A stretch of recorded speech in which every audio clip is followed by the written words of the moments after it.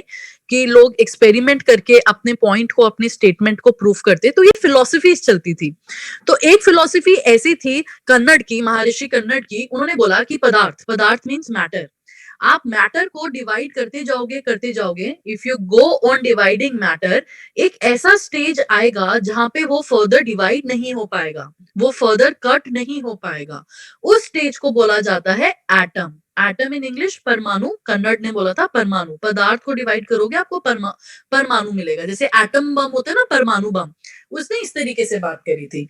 ठीक है, तो उसने बताया एटम क्या है। एटम एक स्मॉलेस्ट पार्टिकल है, it is the smallest particle of element. किसका स्मॉलेस्ट पार्टिकल है? एलिमेंट का। It is the smallest particle of element which takes part in chemical reaction, which takes part in chemical reaction।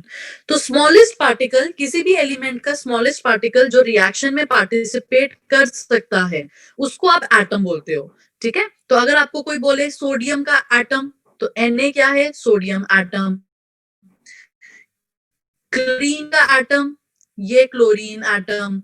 Oxygen atom तो ऐसे define करोगे, ओ oxygen atoms. ठीक है, तो ये सारे एटम होते हैं। कितने एलिमेंट हैं, क्योंकि एटम की बात करेंगे नहीं हम, कितने एलिमेंट हैं हमारे पास? How many elements are known to us? 118 सबको पता है? 118 yes, 118 elements are known to us। अच्छा, इन सब की बात करने से पहले एक बार ही देख लिया जाए कि ये सब होता क्या है। तो इनका बेस कहां से स्टार्ट हुआ था, जो आप क्लास 6-7 में भी पढ़ते होगे, वो देख लेते हैं एक बारी। तो आपको पता है, एक होता है matter. You know there is a term called matter. What is matter? anything which has mass and occupies space, or anything yes, which can be defined in terms of mass, anything that has mass and volume. Okay, anything that can be calculated in terms of mass and volume। और क्या ये volume बोल सकते हैं? Yes, और volume है ना? Yes, anything that can be calculated either in terms of mass or either in terms of volume or the combination of both the variables। किसी भी चीज को अगर आप मास और वॉल्यूम से कैलकुलेट कर सकते हो तो उसको मैटर बोलते हैं। मैटर की बच्चों दो क्लासिफिकेशन होती हैं, दो तरीके से मैटर को हम क्लासिफाई करते हैं। एक होता है फिजिकल क्लासिफिकेशन, एक होता है केमिकल क्लासिफिकेशन। ठीक है, फिजिकल क्लासिफिकेशन में आपके पास आ जाता है सॉलिड्स। लिखिए, थोड़ा जल्दी जल्दी लिख देती हूँ क्योंकि ये सबको पता ही है। Solid, liquid, gases, plasma, and you have boss Einstein condensate, जिसको बीईसी भी बोलते हैं। तो ये 5 स्टेट होती है मैटर की, जिनको हम आप पढ़ोगे 9th क्लास में ही। ये 9th क्लास का फर्स्ट चैप्टर है, matter in our surroundings. Matter in our surroundings में आप यही सब डिटेल में पढ़ने वाले हो, इनके क्या प्रॉपर्टीज हैं, क्या एग्जांपल्स हैं। तो this is basically class 9th का first chapter. This is basically class 9th का first chapter. And in chemical classification आपके पास मैटर दो तरीके का होता है। एक होता है प्योर सब्सटेंस और दूसरा होता है impure substance. Pure substance and impure substance. तो प्योर सब्सटेंस में आपके पास फर्दर क्लासिफिकेशन होती है। बच्चों एक मिनट होल्ड रखना, आपकी वॉइस लैग कर रही है।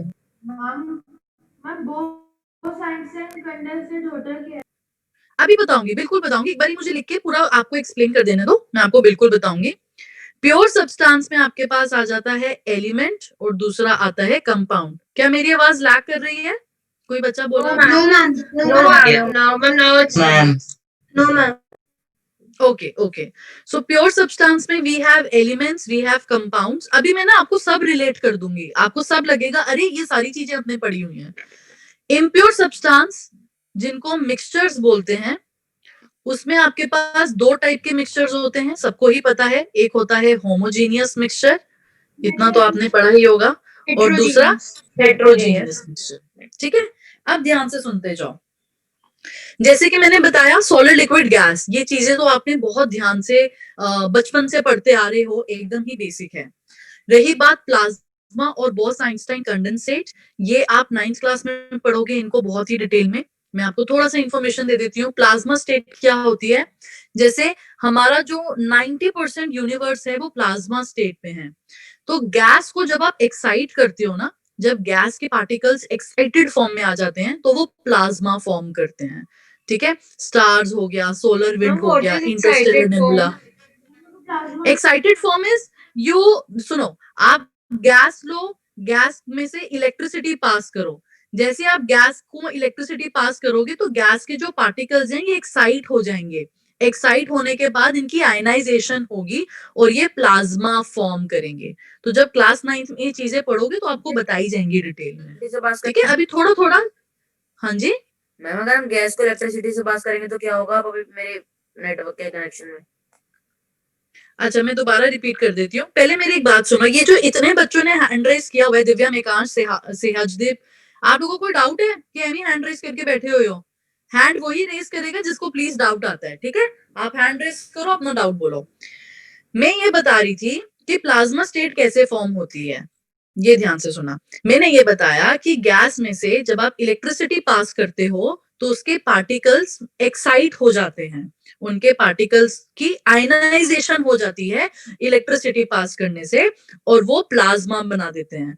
Plasma is super excited state of matter जिसमें सबसे ज्यादा एनर्जी होती है।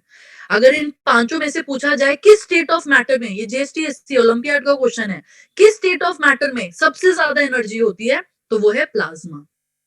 ठीक है, Bose Einstein condensate just opposite है प्लाज्मा के। ये एनर्जी हंगरी पार्टिकल्स होते हैं। ठीक है, इनको कैसे बनाया जाता है, इनका क्या होता है, वो आप 9th क्लास में मैं आपको पढ़ाऊंगी। ऑलराइट, थोड़ा बहुत आइडिया मिल गया? I have a doubt. Yes ma'am. Please ask the doubt. Ananya, are you asking the doubt? Yes Yes, Ananya, ma'am. बोलो। Ma'am, can you please write the definition of Bose-Einstein condensate? We are not studying class 9th right now. I am just telling you Bose-Einstein condensate is the fifth state of matter in which the particles are in extremely low energy. They are energy hungry particles. You have to just remember it. Okay? अभी इसको लिखना और रटना ये सब नहीं करना है। डोंट राइट इट एनीवे, क्योंकि ये सारी चीजें आपको 9th क्लास में बहुत डिटेल में पढ़ाई जाएंगी। अभी we are not, this is not the main topic to be discussed. ये तो मैं आपको Ma'am, ऐसे ही आपने बता रही हूँ कि समझाया था, वो समझ नहीं आया था इसलिए। क्या समझाया मैंने, किसके बारे में, प्लाज्मा के बारे में, बॉस के आइंस्टाइन के बारे में? मैम दोनों। मैं दोनों दोबारा रिपीट कर देती हूँ, अब ध्यान से दोबारा सुनो। ठीक है, और अपनी लैंग्वेज में आप लिखना चाहते हो तो लिख लो। मैंने ये बताया जब आप गैस में से इलेक्ट्रिसिटी पास करोगे, गैस के पार्टिकल आयनाइज होंगे और वो प्लाज्मा स्टेट फॉर्म करेंगे। तो आपने क्या किया, गैस में इलेक्ट्रिसिटी पास करी। इलेक्ट्रिसिटी क्या है? Electricity is the form of energy. आपने गैस के पार्टिकल्स को एनर्जी दी, पार्टिकल्स में बहुत सारी एनर्जी आ गई। जब पार्टिकल्स में बहुत एनर्जी आ गया, हम बोलते हैं पार्टिकल एक्साइट हो गए, है ना। एक मान लो दो तवा है आपके पास, तवा जिसमें रोटी बनाते हैं ना, एक ठंडा तवा है और एक गर्म तवा है। एक ठंडे तवे में मैंने 5 बच्चे बिठा दिए और गरम गरम तवे पे भी मैंने 5 बच्चे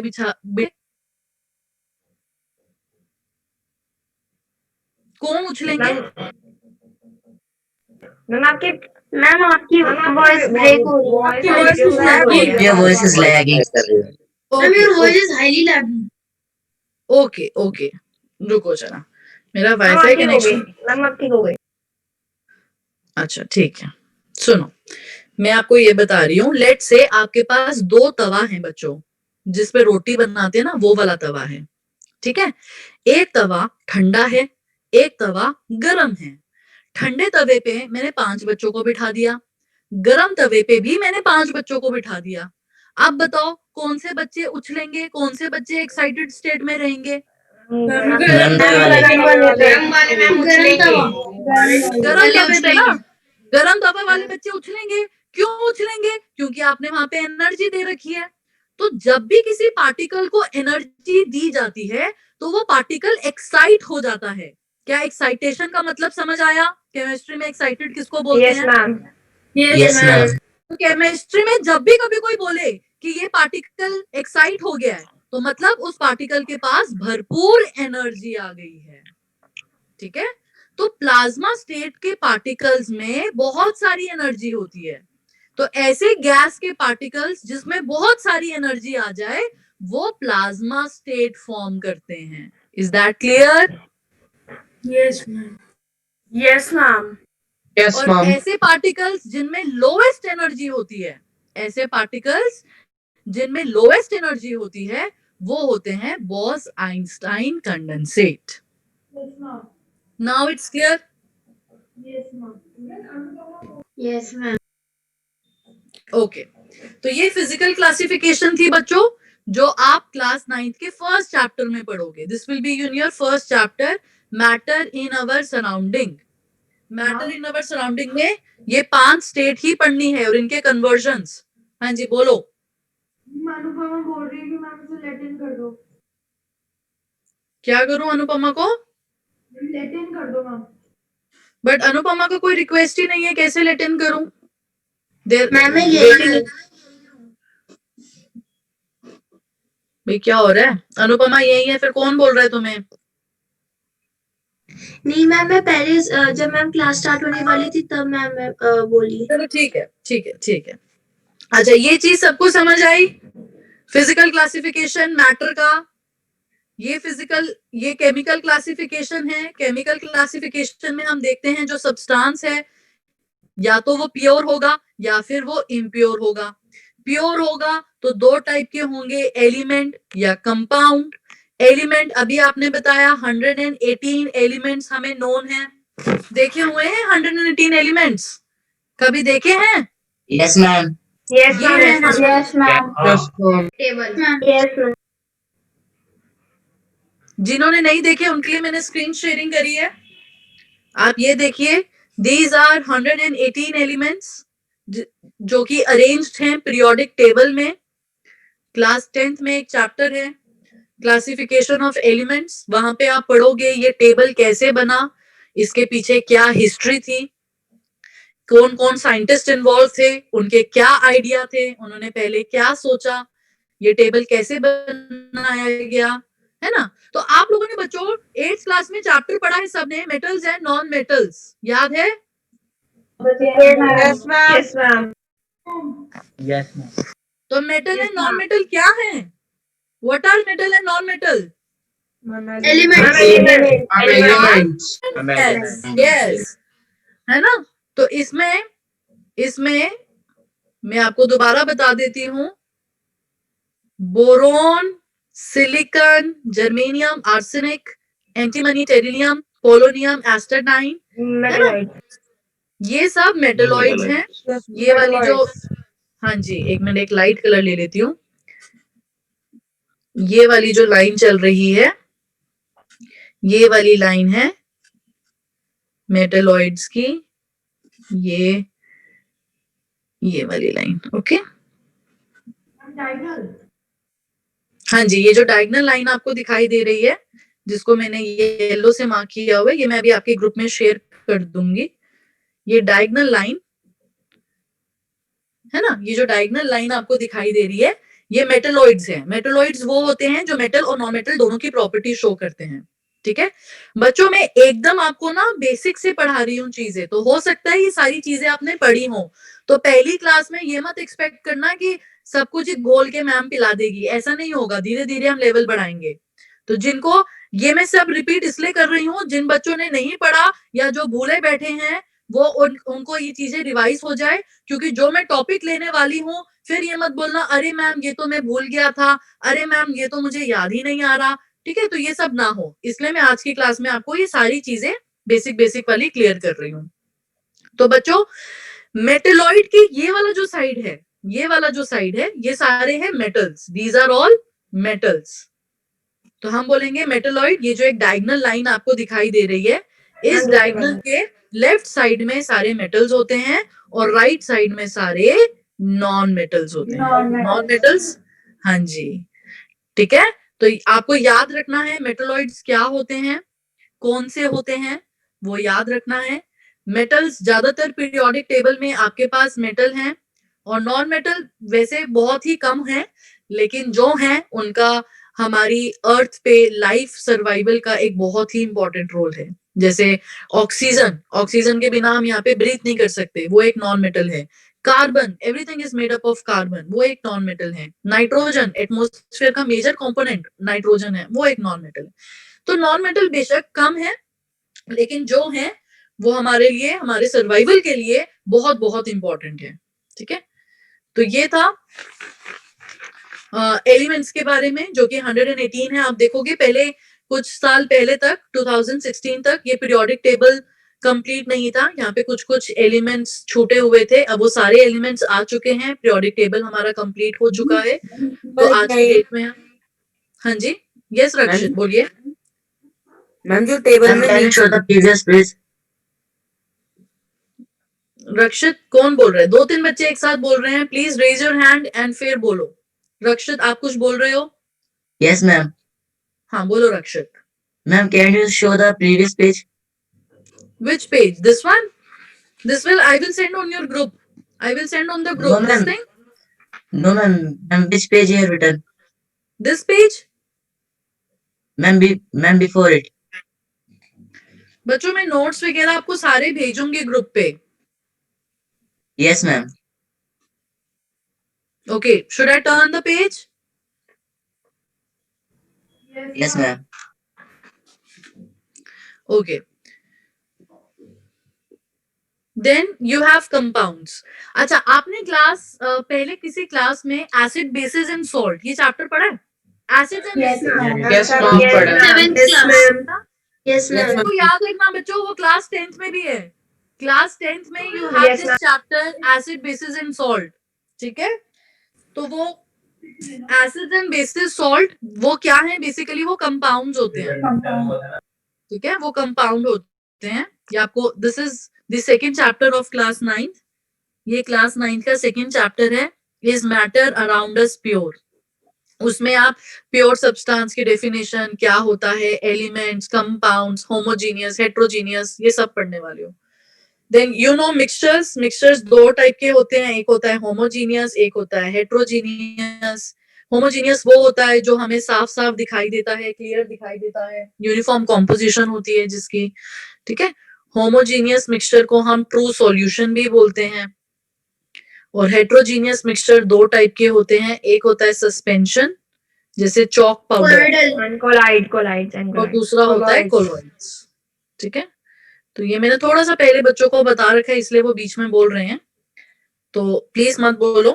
सस्पेंशन, जैसे आपने सैंड और वाटर लिया, सैंड वाटर लोगे तो सैंड कुछ टाइम बाद नीचे बैठ जाएगा, तो वो सस्पेंशन शो करेगा। हेट्रोजीनियस मतलब जिनकी यूनिफॉर्म कॉम्पोजिशन नहीं होती, जिसमें आप डिफरेंशिएट कर सकते हो कि दो पार्ट कौन कौन से हैं, जिनको भी दो मिक्स कर रहे हो आप उनको डिफरेंशिएट कर सकते हो, तो वो हेट्रोजीनियस हो गया।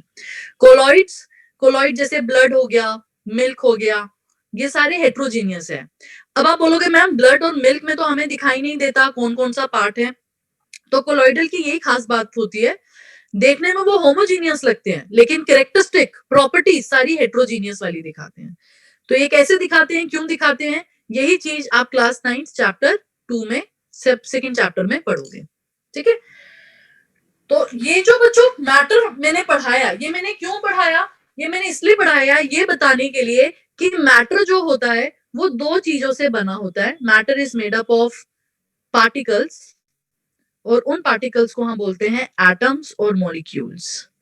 एटम्स और मॉलिक्यूल्स को हम पार्टिकल्स बोलते हैं, जिनसे कि सारा का सारा मैटर बना होता है। क्या ये सबको क्लियर हुआ?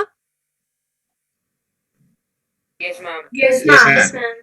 ठीक है, क्योंकि आपको जो मैं पढ़ाऊंगी, जो मैं आपको इन क्लासेस में पढ़ाऊंगी, उसमें हमने बॉन्डिंग पढ़नी है, तो आपको ये सबको अच्छे से पता है कि मेटल हम किसको कहते हैं,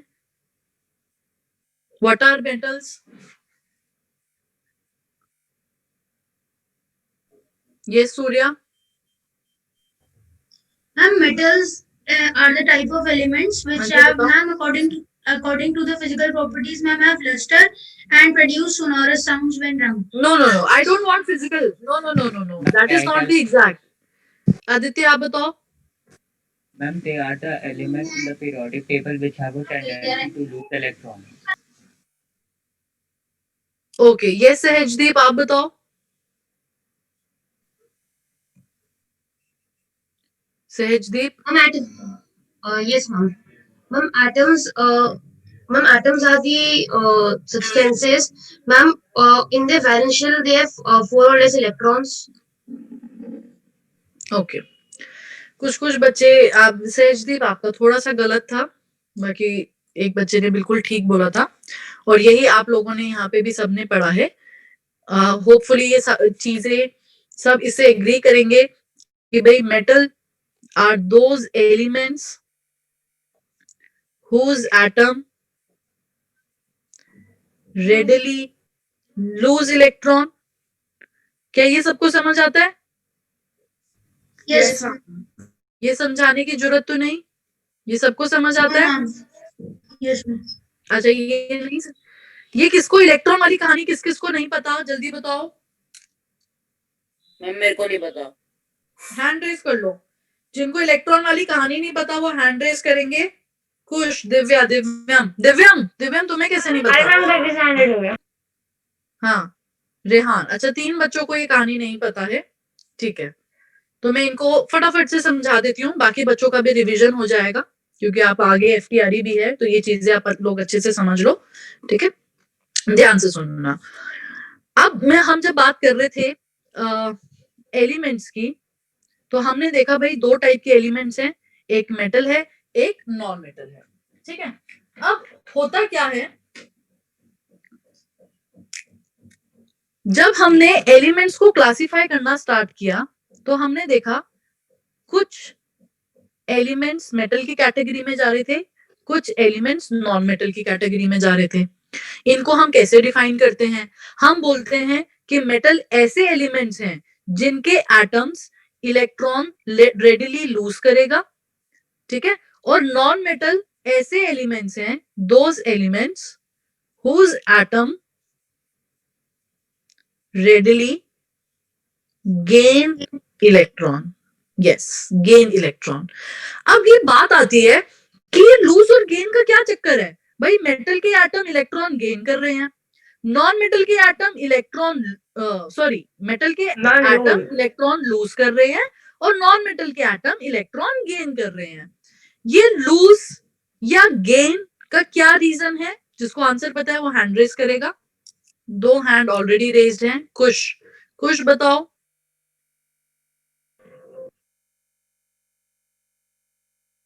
खुश ने हैंड डाउन कर लिया. अमूल्य आप बताओ.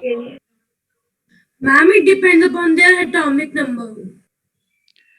आर्यांश आप बताओ. What is the reason? I am not asking for their Ma'am, atomic because number. metals have a very less number of electrons in their outermost valence shells, so they can have the tendency to lose them. While as ma'am, non-metals have more than 4 electrons, means ma'am, they have more electrons, so they have the tendency to gain electrons. Ma'am, Your so it answer is easier for partially them. right. Aryansh, your answer is partially right. It is not technically correct. जो आप बोल रहे हो technically correct नहीं है. ये लिख कर आओगे तो मार्क्स नहीं मिलेंगे. Ma'am, Aditya. Yes, ma'am. excuse me, ma'am. Yes, अमूल्य. Ma'am, to become inert gases. Inert gas में ऐसा क्या होता है अमूल्य?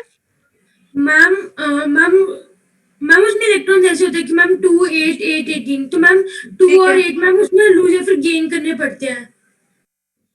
लूज या गेन करने पड़ते हैं. अच्छा आप लोग you people are not getting words, तो एक Ma'am, electrons, there are free electrons which are not stable होने के trapped. लिए ये कौन Ma'am, बोला? stable. Ma'am, because ma'am, they have to get the octet value, ma'am. And they have to gain, ma'am, 8 electrons in the outermost shell. मैं समझ गई. Their outermost shell, they are Everyone please hands down. Okay, everyone please hands down. अब सब चुप हो जाओ. कुछ बच्चों ने जो आंसर दिए हैं वो पार्शियली करेक्ट हैं, कुछ बच्चे एकदम ठीक बोले हैं. हैंड्स सब डाउन रखेंगे. Everyone please lower your hands. Yes, okay. तो ये लूज और गेन का जो ये कंसेप्ट आता है, ये सारी चीजें जो चल रही हैं ये सब स्टेबिलिटी के लिए चल रहा है। याद रखना बच्चों, everything in this universe tends to get stable. Everything in this universe wants stability. Why are we studying? आप लोग क्यों पढ़ना चाह रहे हो? आप लोग आगे आईआईटी क्यों करना चाह रहे हो? एक स्टेबल करियर के लिए, है ना? तो हर चीज जो होती है वो स्टेबिलिटी के लिए होती है। लाइकवाइज एलिमेंट्स के जो एटम्स हैं, एटम्स को भी check how do they get stable. ठीक है, how do they get stable? By losing और गेनिंग इलेक्ट्रॉन। लूज करके गेन करेंगे। क्या क्या है ये? तो इसके पीछे एक रूल आता है, ऑक्टेट रूल। तो अगर आपसे कोई भी पूछे कि भाई ये लॉस और गेन, लूज और गेन, डोनेशन और एक्सेप्शन क्यों चलता है? स्टेबिलिटी के लिए चलता है। स्टेबिलिटी के लिए कौन सा रूल होता है? स्टेबिलिटी के लिए होता है हमारे पास ऑक्टेट रूल। स्टेबिलिटी के लिए कौन सा रूल होता है? Octet rule. ऑक्टेट रूल क्या कहता है? ऑक्टेट रूल कहता है valence shell of an atom must possess 8 electrons, must possess 8 electron। Octet rule कहता है कि एटम के सबसे बाहर वाली शेल में, आउटर मोस्ट शेल को बच्चों वैलेंस शेल कहते हैं, आउटर मोस्ट शेल को वैलेंस शेल बोला जाता है। क्या कह रहा है? रूल कह रहा है कि एटम के सबसे बाहर वाले शेल में, वैलेंस शेल में 8 इलेक्ट्रॉन्स अगर होंगे तो वो स्टेबल है। दोबारा बोल रही हूं, रूल कहता है कि अगर किसी एटम के सबसे बाहर वाले शेल में 8 इलेक्ट्रॉन्स अगर हैं तो वो स्टेबल है। What is inert gas configuration? In inert gas configuration, or if we talk of noble gases, अगर आपने सुना हो तो noble gases stable होती हैं, they don't react. Why? They are stable. जो चीज stable है वो react नहीं करेगी। Why they are stable? Because they are following octet rule. Noble gases के वैलेंस शेल में सबसे बाहर वाले शेल, वैलेंस शेल मतलब सबसे बाहर वाले, आउटर मोस्ट शेल को वैलेंस शेल बोला जाता है। आउटर मोस्ट शेल में 8 इलेक्ट्रॉन्स होते हैं, इसलिए वो स्टेबल होती हैं। ठीक है, तो बच्चों या तो 8 इलेक्ट्रॉन हो, इसमें एक एक्सेप्शन है, एक्सेप्शन है हाइड्रोजन के लिए, except helium. Hydrogen and hydrogen like species. ठीक है, ये बच्चों ऐसे एटम्स हैं जो 2 इलेक्ट्रॉन लेके खुश हो जाते हैं। इनको खुश करने के लिए, इनको स्टेबल करने के लिए, खुश हम कैसे होंगे? जब स्टेबल होंगे। तो इनको खुश करने के लिए 8 इलेक्ट्रॉन नहीं चाहिए, ये केवल 2 इलेक्ट्रॉन लेके खुश हैं। Except hydrogen and hydrogen like species which contains 2 electron in its valence shell. ठीक है, तो हाइड्रोजन लाइक स्पीशीज मतलब हाइड्रोजन, हीलियम, लिथियम। ठीक है, इन लोगों को बस 2-2 इलेक्ट्रॉन चाहिए होते हैं स्टेबिलिटी के लिए। तो याद रखेंगे, मेटल इलेक्ट्रॉन लूज करेगा, नॉन मेटल इलेक्ट्रॉन गेन करेगा। ये लॉस और गेन मैं आपको डिटेल में बताती हूँ कैसे हो रहा है, लेकिन ये लॉस और गेन क्यों हो रहा है?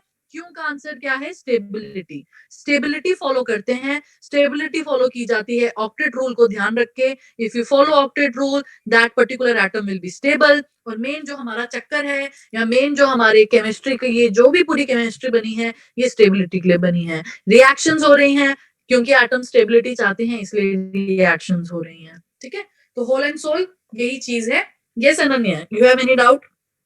Yes, ma'am. Ma'am, what is the बोलो। valency of carbon? That we will discuss. अभी जो ऐसे रैंडम डाउट्स है ना आपको, अभी मैं 1 मिनट लास्ट में ना छोड़ूंगी, 10-15 मिनट, फिर आप लोग वैलेंसी ये सब चीजें पूछते रहना। Okay, you have doubt related to this, you can ask. अगर कोई चीज समझ नहीं आई वो आप पूछिए। आपके जो ये रैंडम डाउट्स हैं वो मैं अभी ले लूंगी। यस कुश, यस कुश बोलो। आप अभी लूज और गेन के बारे में बताओगे ना? अभी तो आपने नहीं बताया ना। बिल्कुल बिल्कुल बिल्कुल बताऊंगी। Okay ma'am, okay. मैम अगर किसी नॉन मेटल के पास 5 इलेक्ट्रॉन है तो इलेक्ट्रॉन और गेन करेगा? हाँ जी, तनिष गेन करेगा। अभी देखते हैं हम कैसे गेन करेगा, आओ देखें।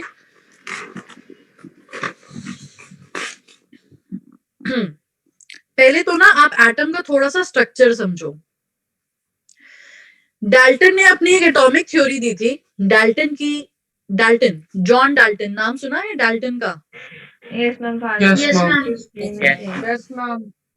तो डाल्टन ने अपनी एक एटॉमिक थ्योरी दी थी जिसमें उसने बताया था कि एटम को आप कट नहीं कर सकते, और बहुत सारी थ्योरीज उसने कुछ कुछ दी थी। देयर वर 7 to 8 पोस्टुलेट्स जो आप क्लास 9th में पढ़ोगे। डाल्टन एटॉमिक थ्योरी आप लोग पढ़ोगे, बहुत इंपॉर्टेंट है। तो इसके बाद जब क्वांटम मैकेनिक्स आया, हमारे पास बहुत अच्छी अच्छी टेक्निक्स आई, हम और अंदर अंदर अंदर अंदर एटम के घुसते गए, तो हमें पता चला भाई एटम इनडिविजिबल नहीं है, एटम को आप डिवाइड कर सकते हो। तो ये डाल्टन की एटॉमिक थ्योरी फेल हो गई थी जब आपको पता चला कि एटम को आप सब एटॉमिक पार्टिकल्स में भी डिवाइड कर सकते हो। तो एटम्स के अंदर भी सब एटॉमिक पार्टिकल्स होते हैं जिनको हम बोलते हैं electron, proton and you have neutron. ठीक है, तो इलेक्ट्रॉन है, आपके पास प्रोटॉन है और आपके पास न्यूट्रॉन है।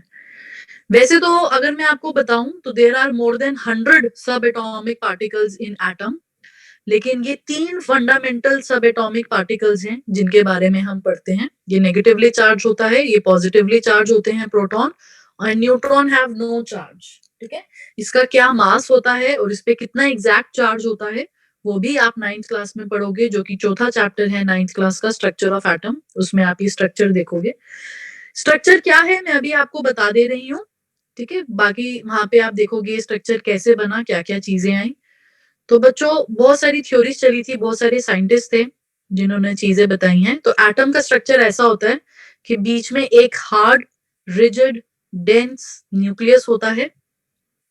इस न्यूक्लियस के आसपास बहुत सारे शेल्स होते हैं। ठीक है, इस न्यूक्लियस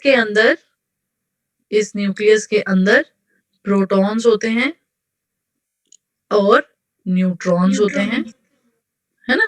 प्रोटॉन्स और न्यूट्रॉन्स न्यूक्लियस के अंदर रहते हैं और न्यूक्लियस के बाहर शेल्स होती हैं। ये सारे शेल्स हैं। शेल्स को एनर्जी लेवल्स भी बोलते हैं क्योंकि हर शेल की एक अपनी एनर्जी होती है। इन शेल्स में इलेक्ट्रॉन घूमता है। ठीक है, इलेक्ट्रॉन रिवॉल्व करता है। ये सोलर सिस्टम जैसा ही है बिल्कुल। बीच में सन है, आसपास प्लैनेट्स हैं जो अपनी ट्रेजेक्टरी में या अपनी एक्सिस में रिवॉल्व कर रहे हैं। ऐसे इनके आसपास इलेक्ट्रॉन्स रिवॉल्व करते जाते हैं। ये बोर ने अपनी थ्योरी में बताया था। नील बोर एक साइंटिस्ट था जिसने अपनी थ्योरी में बताया था कि सबसे पास वाले शेल को हम के शेल बोलते हैं, फिर सेकंड शेल को एल, थर्ड शेल को एम, फोर्थ शेल को एन एंड सो ऑन चलता जाता है, K L M N O P. अब बोर ने के से क्यों स्टार्ट किया, इसका पीछे कोई लॉजिक नहीं है। हो सकता है बोर का कोई बहुत ही खास या जाना लवेबल इंसान हो, या उसकी मम्मी हो जिसका के से नाम स्टार्ट होता हो, या जो भी हो। ठीक है, तो बोर ने के से अपना शेल्स का नाम देना स्टार्ट किया। कितने शेल में कितने इलेक्ट्रॉन्स बैठेंगे उसके लिए भी बोर ने फॉर्मूला बताया, 2n square. 2n² मतलब n की वैल्यू अगर 1 है, मतलब हम k शेल की बात कर रहे हैं, n की वैल्यू 1 k, तो k में कितने इलेक्ट्रॉन्स आएंगे, 2 into 1 का स्क्वायर 2 इलेक्ट्रॉन्स आ सकते हैं। n इज इक्वल टू 2 देखें तो वो l शेल है, 8. l में कितने आएंगे 8 electrons. n is equal to 3 m shell, m में कितने आएंगे 18 electrons. n is equal to 4 n shell, n में कितने इलेक्ट्रॉन्स आ सकते हैं 16 into 2 32 इलेक्ट्रॉन्स। तो किस शेल में मैक्सिमम कितने इलेक्ट्रॉन्स आ सकते हैं वो भी बोर ने बताया था, फ्रॉम 2n²। n क्या है, number of shell. n is equal to 1k, n is equal to 2l, n is equal to 3m, n is equal to 4n। तो ये शेल्स के बारे में बोर ने बताया, और इसने ये भी बताया कि इलेक्ट्रॉन्स को आप कैसे अरेंज करोगे। ठीक है, तो उसके बारे में बात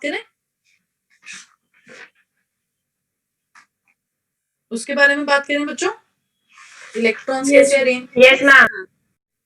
ठीक है, तो इलेक्ट्रॉन्स कैसे अरेंज हुए हैं उसको देखने के लिए बच्चों पेज टर्न कर लो। Yes, ma'am. Yes, ma'am. Yes, ma'am. Okay, तो बच्चों 1 to 20 एलिमेंट्स आपको अच्छे से पता होने चाहिए। 20 एलिमेंट्स के बारे में आपको बहुत अच्छे से आइडिया होना चाहिए क्योंकि ये आपको थ्रू आउट हर जगह हेल्प करेगा।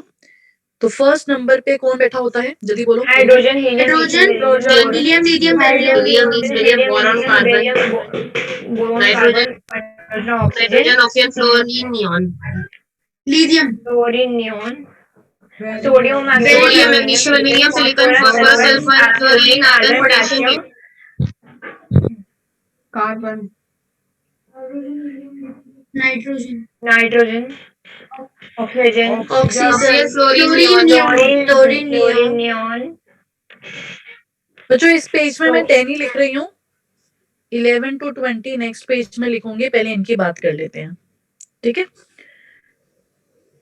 तो आपको इनके सिंबल्स पता है, हाइड्रोजन के लिए capital H, helium is HE, lithium is LI, beryllium is DE, boron is B, C, carbon N, O, F, N, E. ये सबको पता है, यस मैम, Yes, ma'am. ठीक है। एक मिनट, रक्षित और प्रियांशी शायद निकल गए। तो एक आप यहाँ पे एटॉमिक नंबर देख लो, एटॉमिक नंबर देख लो। तो ये जो सीरीज मैंने चलाई है ना, ये इसका एटॉमिक नंबर ही है। हाइड्रोजन का एटॉमिक नंबर 1, हीलियम का 2, लिथियम 3, 4, 5, 6, 7, 8, 9, 10। अच्छा, what is atomic number? Ma'am number of electrons, number of electrons, number of Number- number of protons number in an atom.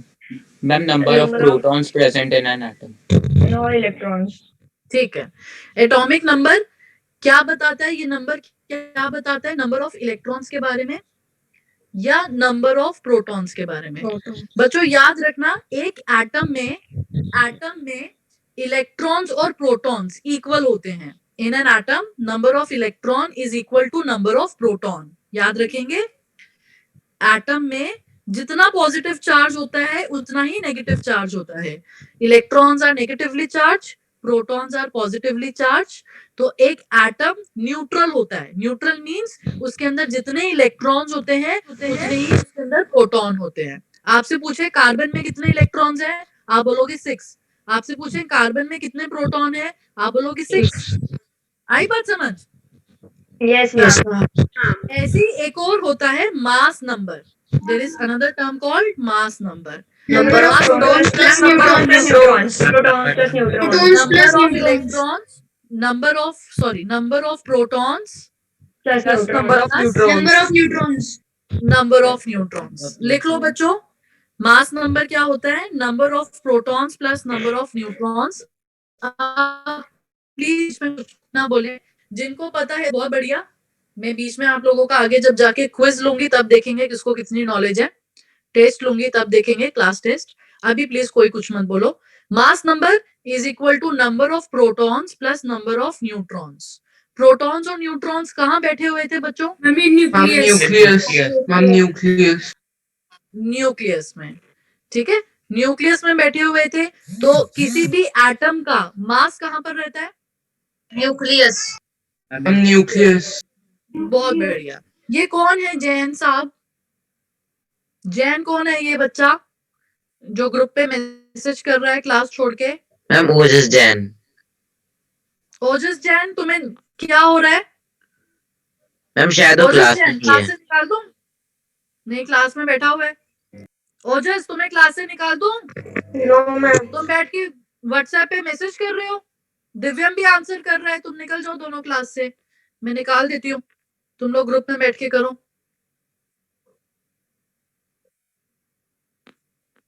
ओजस कहाँ है?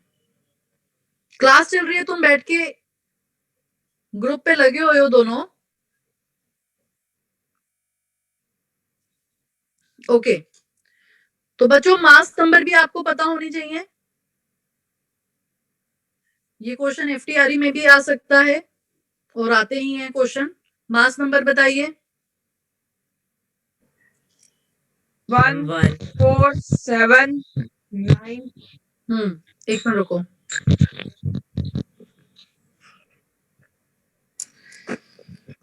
स्क्रीन नहीं आ रही। हम भाग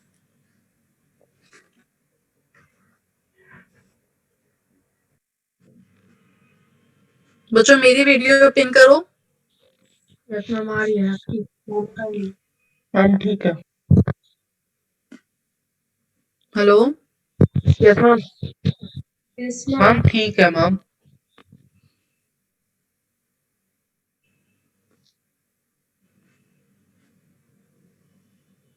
आवाज आ रही है मेरी सबको?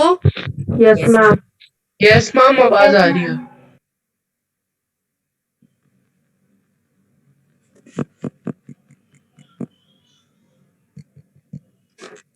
Okay 1 4 4 7 7 7 9 beryllium 9 ma'am 9 beryllium 9 11 ma'am 11 12 12 14 14 16 16 19 19 20 23 ठीक है, बस रुक जाओ।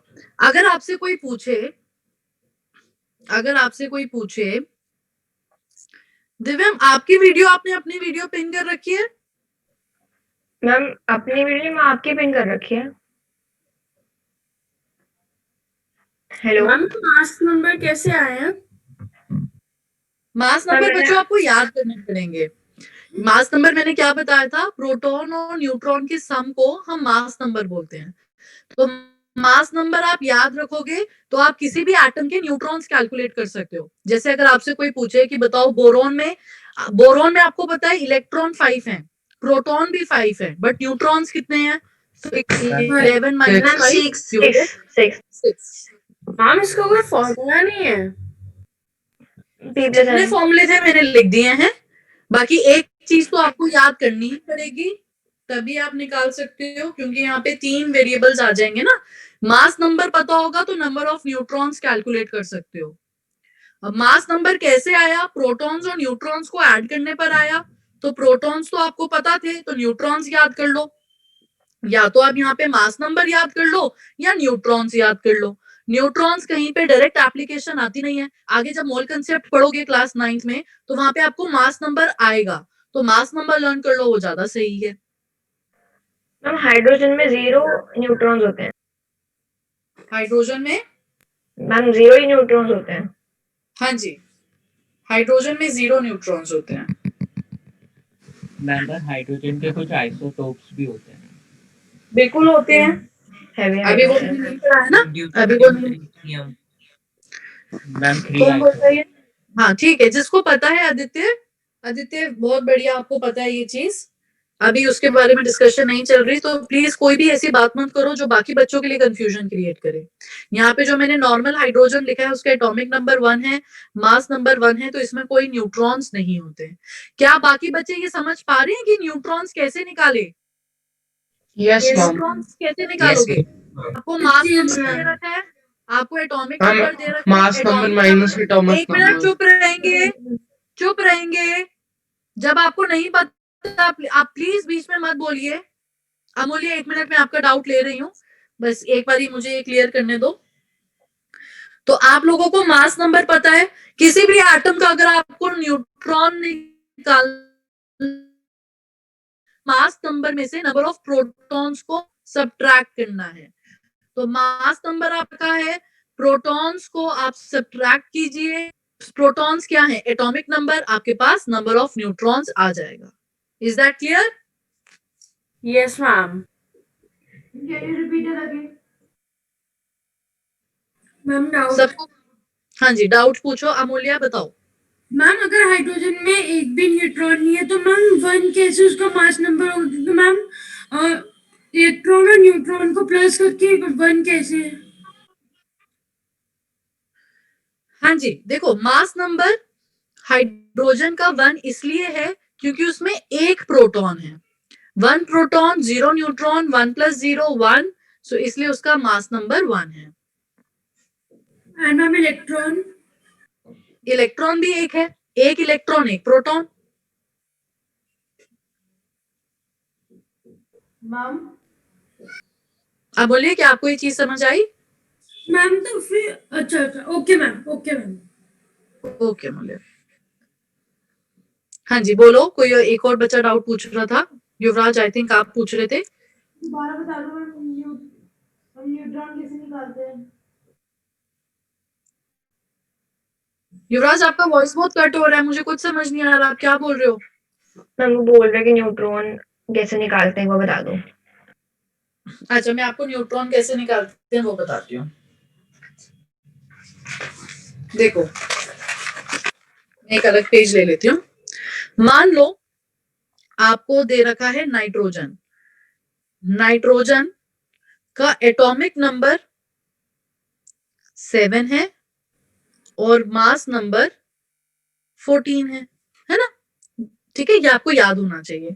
एटॉमिक नंबर 7 मतलब नाइट्रोजन एटम के अंदर नंबर ऑफ इलेक्ट्रॉन्स कितने हैं? 7। नंबर ऑफ प्रोटॉन कितने हैं? 7 अगेन। नंबर ऑफ न्यूट्रॉन्स आप निकालना चाहते हो, तो नंबर ऑफ न्यूट्रॉन कैसे निकालोगे?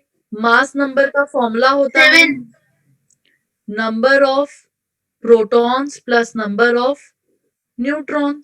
मास नंबर था 14, number of proton 7, number of neutrons n रख लो, तो n की वैल्यू कितनी आ जाएगी? 14 माइनस 7, आंसर आ गया 7। आई बात समझ? Yes ma'am. तो न्यूट्रॉन्स निकालने के लिए आप क्या कर रहे हो? मास नंबर और एटॉमिक नंबर को तो माइनस कर रहे हो। Yes ma'am. इलेक्ट्रॉन नंबर कौन से है? हाँ, इलेक्ट्रॉन इलेक्ट्रॉन एटॉमिक नंबर ही तो इलेक्ट्रॉन है। Atomic number is equal to number of electron is equal to number of proton. भाई एटम में जितने इलेक्ट्रॉन होते हैं उतने ही प्रोटॉन होते हैं। अब लिथियम में अगर 3 उसका एटॉमिक नंबर है, 3 atomic number means lithium has 3 electrons and 3 protons. एक एटम में, ये चीज आप कहीं पे लिख लो या याद रखना, in an atom number of electrons is equal to number of protons. ये कहीं पे लिख लो। ये किसने बताया था? थॉमसन ने। This Thomson model of an atom, Thomson ने बताया था एटम इलेक्ट्रिकली न्यूट्रल होता है। उसके अंदर जितना नेगेटिव चार्ज होता है उतना ही उसके अंदर पॉजिटिव चार्ज होता है। Number of electrons is equal to number of protons in an atom. Ma'am mass that number clear? क्या होता है, प्लीज दोबारा समझा दो। Mass number number of protons plus number of neutrons होता है। किसी भी एटम का मास नंबर किस पे डिपेंड करता है? उस एटम में कितने प्रोटॉन्स हैं प्लस उसके अंदर कितने न्यूट्रॉन्स हैं। प्रोटॉन्स और न्यूट्रॉन्स कहाँ बैठे होते हैं? न्यूक्लियस में। तो मास नंबर न्यूक्लियस पे डिपेंड करता है। Protons plus neutrons gives mass number. Is okay that ma'am. clear? Yes ma'am. Yes, ma'am. Okay. Now can we discuss electronic configuration? Ananya, you have doubt? आपका hand raised है। No ma'am I had, ma'am you just answered. ठीक है, ठीक है। Electronic configuration देखो। अब देखो ये कैसे फिल करते हैं। अब हमें पता है के शेल में 2 इलेक्ट्रॉन्स आ सकते हैं। हम कितने इलेक्ट्रॉन्स फिल कर सकते हो के शेल में? 2 इलेक्ट्रॉन्स। अभी पीछे देखा था, याद है? Yes ma'am. Yes ma'am Yes, yes ma'am. Ma'am. ठीक है। अब हाइड्रोजन में कितना इलेक्ट्रॉन है? हाइड्रोजन में 1 इलेक्ट्रॉन है, तो 1 आपका के में चला गया। ठीक है, तो 1 के में चला गया। हाइड्रोजन में, हीलियम में देखो, हीलियम हैज 2 इलेक्ट्रॉन्स, तो 2 इलेक्ट्रॉन्स, दोनों के दोनों इलेक्ट्रॉन्स कहाँ रहेंगे? के शेल में रहेंगे। Is that correct? Yes ma'am. Yes ma'am. Now lithium has 3 electrons. 3 electrons आप कैसे फिल करोगे? कैसे अरेंज करोगे? मैम एक एलिमेंट हो Ma'am, जाएगा। 2, 1. 2, एक एलिमेंट हो 1। जाएगा। Very good. Beryllium 2, 2।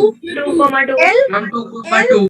yes, L shell can accommodate 8 electrons. L वाले शेल में 8 इलेक्ट्रॉन आ सकते हैं। तो जब तक यहाँ पे 8 नहीं भर जाते आप फिल करते रहोगे। 2,3, 5 इलेक्ट्रॉन 2,3। कार्बन के 6 electron 2,4। 2,5। 2,6। Yes, nitrogen 2,5, oxygen 2,6, chlorine 2,7, 2,8. क्या ये बात समझ आई Yes, Yes, ma'am. ma'am. सबको? Yes, ma'am. Yes, ma'am. Yes, ma'am. Yes. ठीक है, ठीक है। आगे 11 से 20 भी देखो, उनकी कॉन्फ़िगरेशन भी देखेंगे। पेज टर्न कर लूं? Yes, ma'am. Yes, ma'am. Yes, ma'am. Yes, ma'am.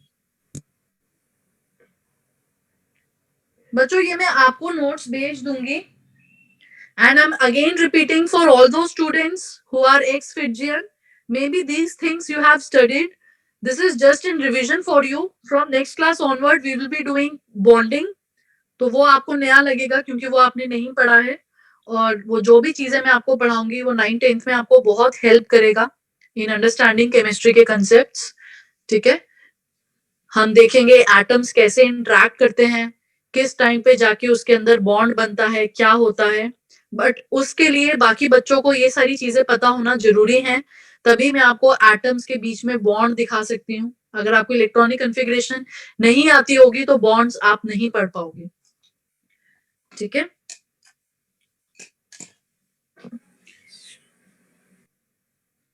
कुछ बच्चे ऐसे भी होंगे जो फिजी से नहीं है न्यू है लेकिन उनको ये चीजें पता है उन्होंने खुद प्रैक्टिस की हुई है या खुद कहीं से पढ़ी हुई है तो वो अपने डाउट्स क्लियर कर लें अगर उनको कोई डाउट आ रहा है या कोई चीज नहीं समझ आ रही है जिसको भी कोई चीज नहीं समझ आ रही है प्लीज बच्चों खुलकर पूछो ठीक है प्लीज आप लोग खुलकर पूछो जो भी चीजें आपको नहीं समझ आ रही हैं ये मत सोचना कि क्या लगेगा किसको क्या लगेगा उसके लिए आप नहीं आए हो आप लोग आए हो यहाँ नॉलेज के लिए पढ़ने के लिए तो जिसको जो डाउट है आप अपना हैंड रेज करो और अपना डाउट पूछो कोई चीज नहीं समझ आ रही एक बार पूछा नहीं आई दूसरी बार पूछा नहीं आई ये नहीं कि तीसरी बार नहीं पूछेंगे बहुत सारी ऐसी चीजें होती हैं जो 2-3 बारी में समझ नहीं आती अभी आप 10 बार बोलोगे मैं 10 बार समझाऊंगी हाँ जी बोलो एम और एन वाले बताओगे अभी आप हाँ बिल्कुल बताऊंगी एम और एन आगे आएंगे यहाँ पे एल में 8 आ सकते हैं ना 8 कंप्लीट कर लिए अब पेज टर्न कर लो Yes, ma'am. Yes, ma'am. Okay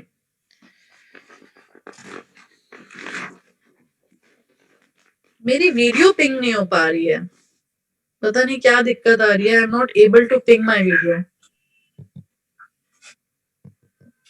anyways चलिए ऐसे ही कर लेते हैं बच्चों 1 to 20 आपको याद होने चाहिए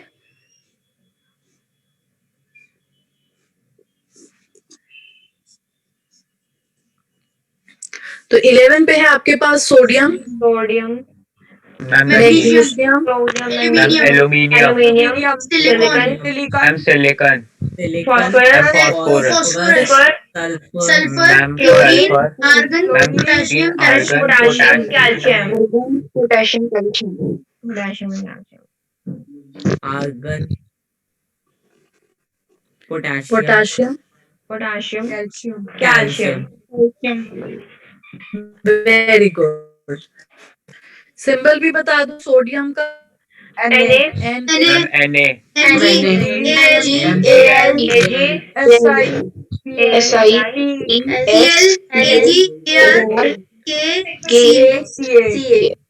very good atomic number 11 12 13 14 15 16 17 18 19 20 mass number 23, 24, 27, 28, 31, 32, 35.5. इसको 35 कर लो 35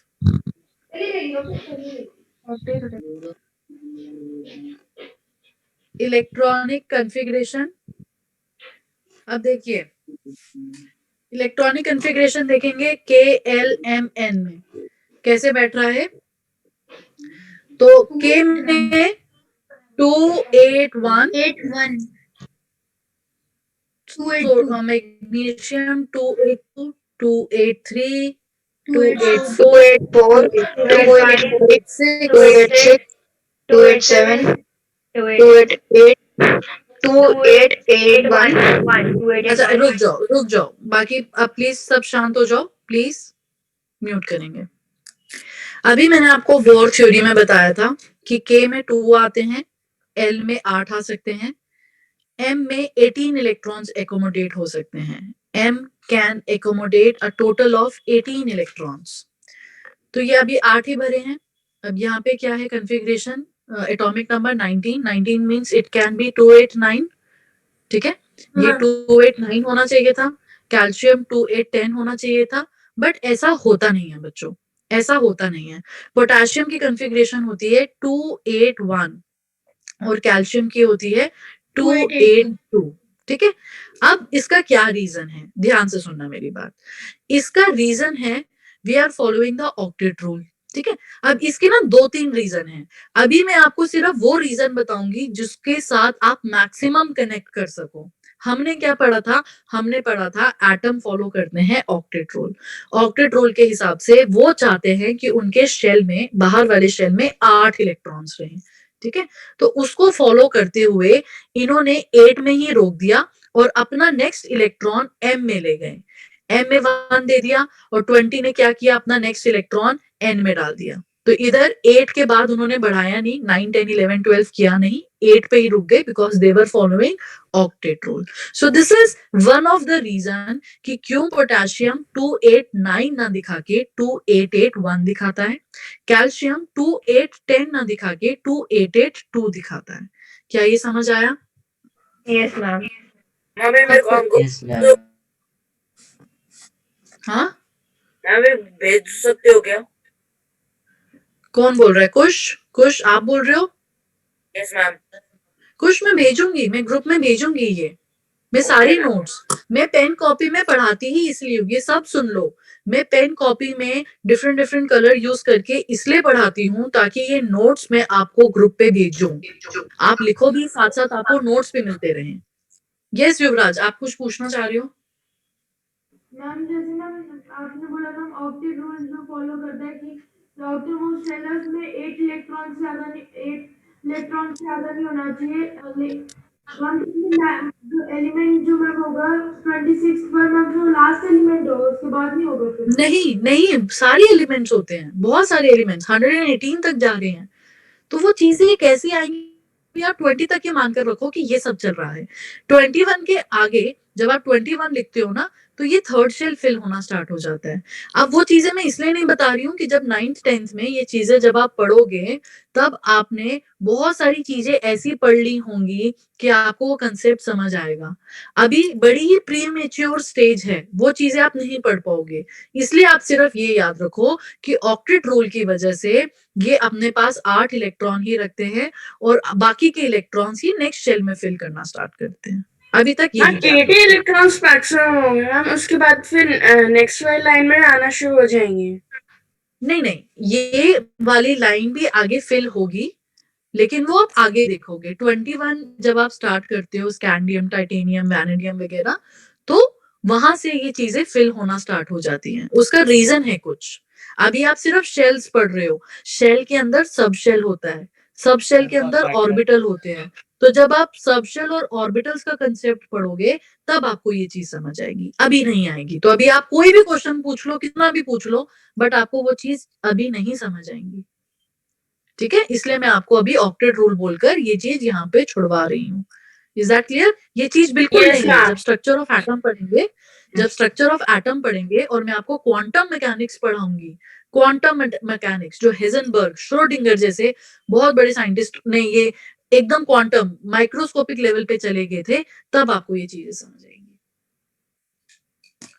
ठीक है, तो अभी के लिए इसको यहीं पे छोड़ेंगे. और एक बच्चा वैलेंसी के लिए पूछ रहा था, तो वैलेंसी निकलते हैं वैलेंस इलेक्ट्रॉन से.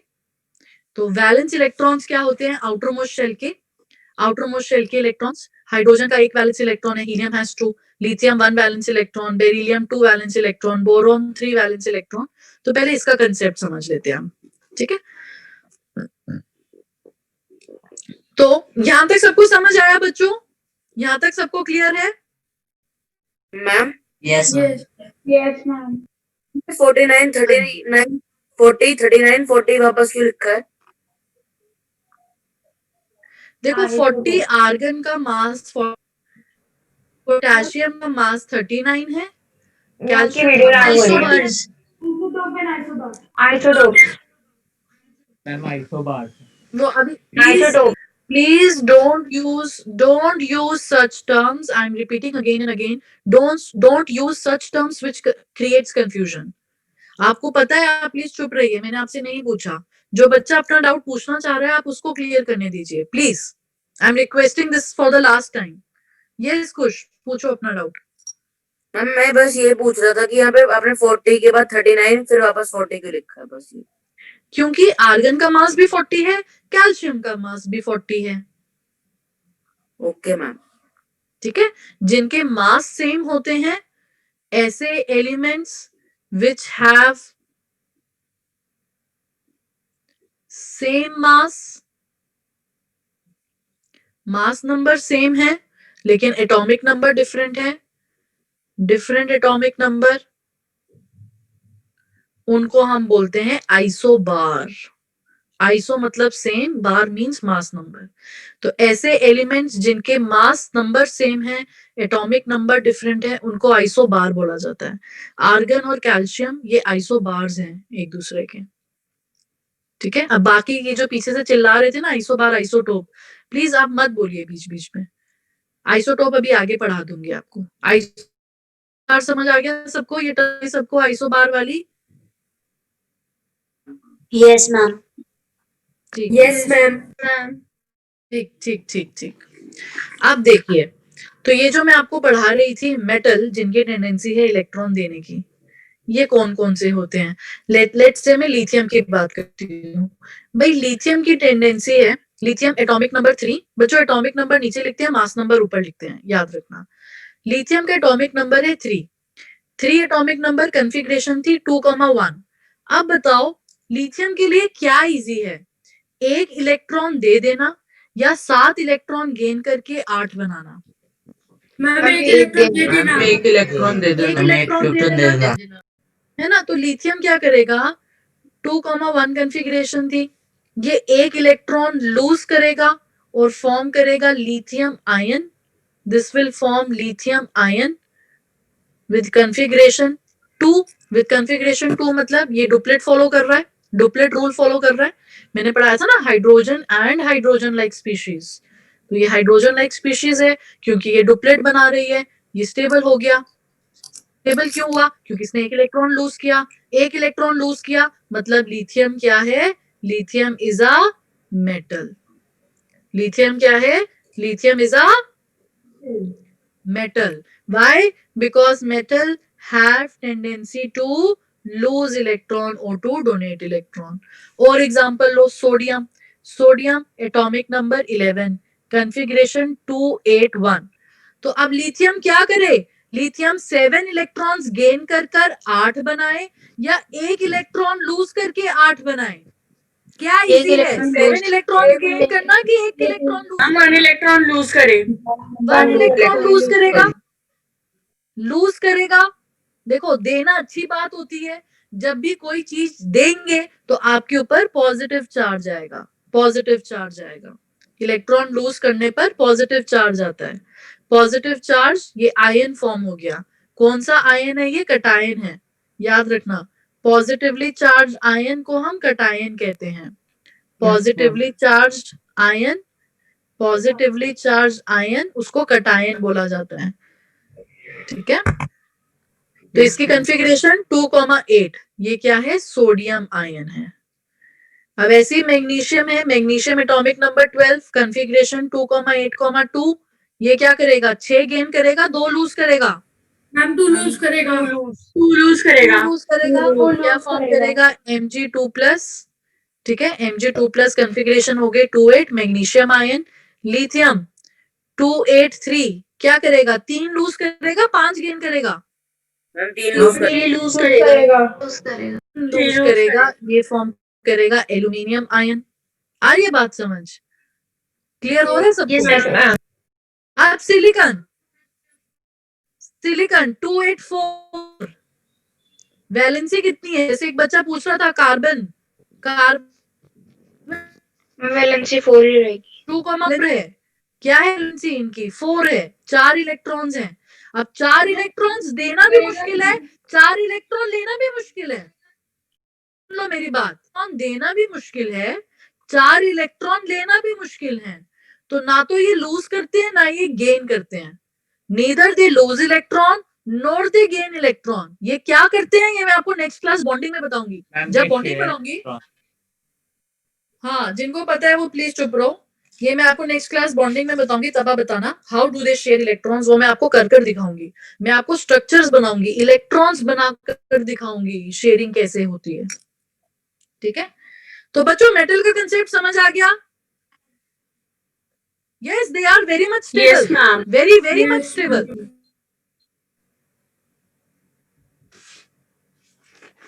नॉन मेटल्स देख लो, ये अपनी stability. Okay, I am showing the previous page. जो बच्चे पूछ रहे हैं कि 4 वाले स्टेबल हैं कि नहीं, they are very much stable. They show stability by sharing electrons. तो जब बॉन्डिंग में मैं आपको इलेक्ट्रॉन शेयर करके दिखाऊंगी तो वहां पे आपको समझ आएगा ये स्टेबिलिटी कैसे ले रहे हैं।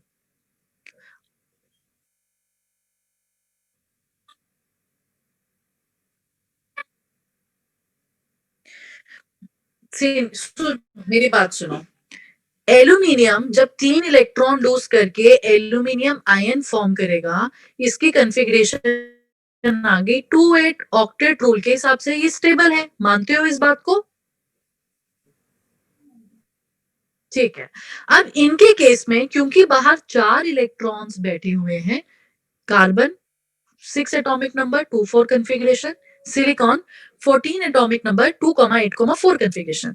अब या तो आप 4 इलेक्ट्रॉन दो तो 8 आएगा, या आप 4 इलेक्ट्रॉन लो तो 8 आएगा, है ना?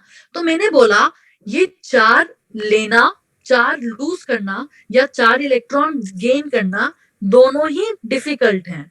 तो ये अपनी स्टेबिलिटी शो करते हैं शेयरिंग करके।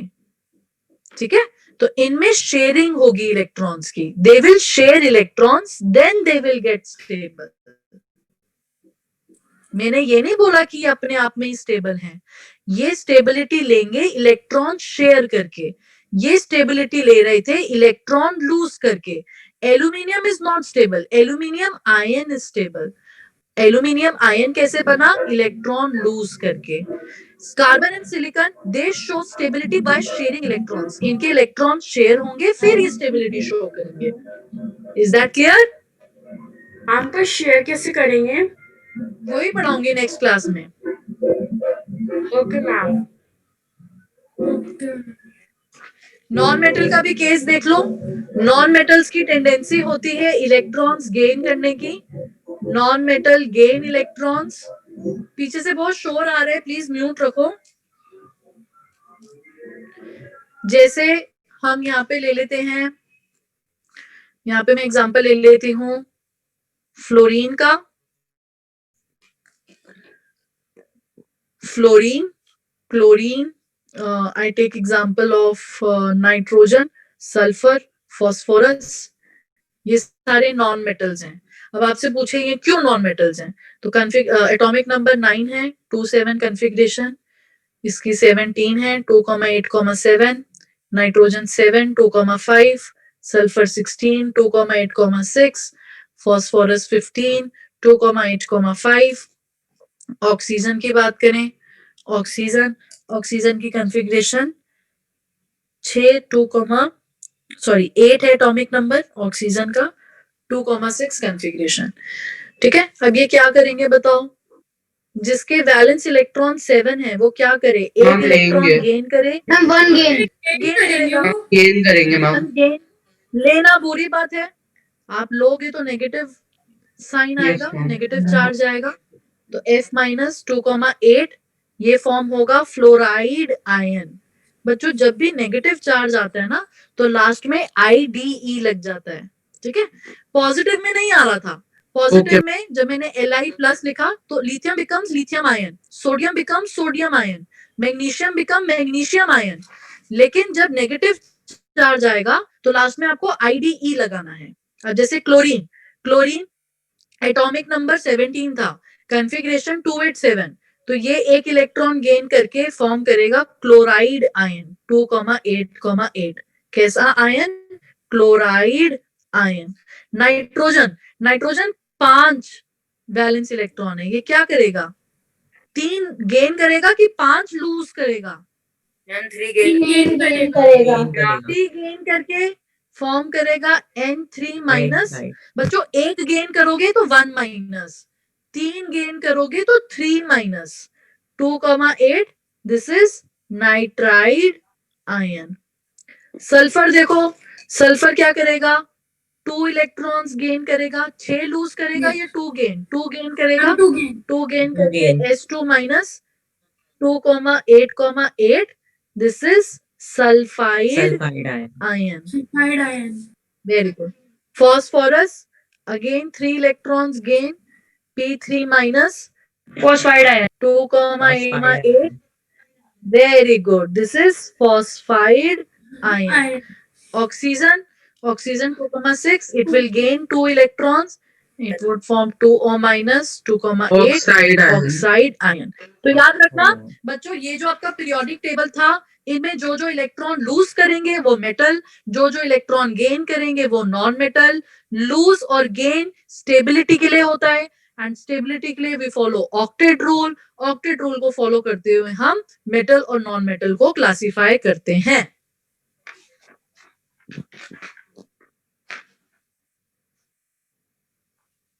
क्या ये बात सबको समझ आई? Yes, Yes, ma'am. ma'am. Yes, ma'am. Page once. Previous page, Yes, ma'am. पहले ये वाला पेज लिख लो, फिर प्रीवियस पेज दिखाती हूँ। ये वाला पेज सबने लिख लिया? Yes, No, ma'am. ma'am, please wait. Yes. Okay अच्छा, मैं आपको नेक्स्ट क्लास में क्या पढ़ाने वाली हूँ वो देख लो। नेक्स्ट क्लास में मैं आपको बताऊंगी कि मेटल और नॉन मेटल के बीच में बॉन्ड कैसे बनता है, या मेटल और मेटल के बीच में बॉन्ड कैसे बनता है, या नॉन मेटल और नॉन मेटल के बीच में बॉन्ड कैसे बनता है। तो ये हम पढ़ेंगे, ये चीजें आपको बहुत हेल्प करेंगी। आपने बताया था मैम। जी नहीं, आपने वो तो मैंने सिर्फ हल्का हल्का बताया था ना, ऐसे ऐसे हो गया हो गया।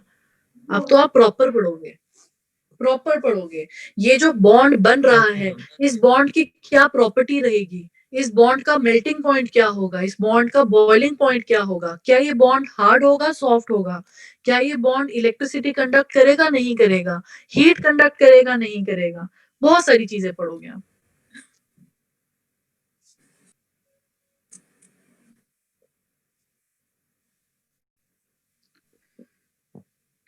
तो ये जो मैं आपको चीजें बता रही हूँ बच्चों, ये 9th 10th 11th 12th हर जगह आपको काम आएगा।